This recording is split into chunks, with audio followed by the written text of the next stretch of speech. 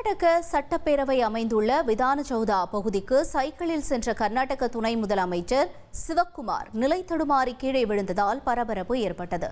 இதுகுறித்த கூடுதல் தகவல்களை செய்தியாளர் ரமேஷ்குமார் வழங்கிட நாம் கேட்போம். ரமேஷ்குமார், வணக்கம். முழு விவரங்கள் என்ன?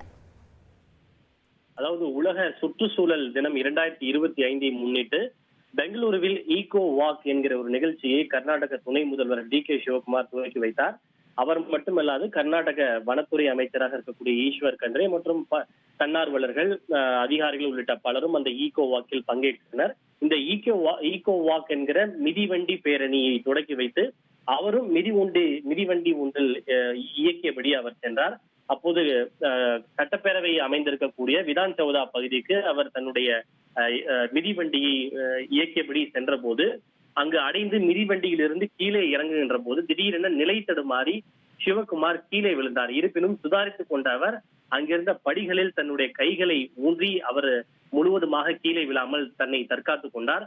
இதனை பார்த்ததும் அருகில் இருந்த அதிகாரிகளும் உடனடியாக அவருக்கு ஓடி சென்று உதவிக்கரம் நீட்டி அவரை தூக்கிவிட அவருக்கு உதவி செய்ய முயன்றனர். இதில் நல்வாய்ப்பாக அவருக்கு எந்த விதமான காயங்களும் இல்லாமல் அவருக்கு பெரிய அளவில் எந்த பிரச்சனையும் ஏற்படாமல் அவர் காப்பாற்றப்பட்டிருக்கிறார். இந்த சம்பவம் அந்த பகுதியே சிறு நேரத்தில் பரபரப்பை ஏற்பட்டது.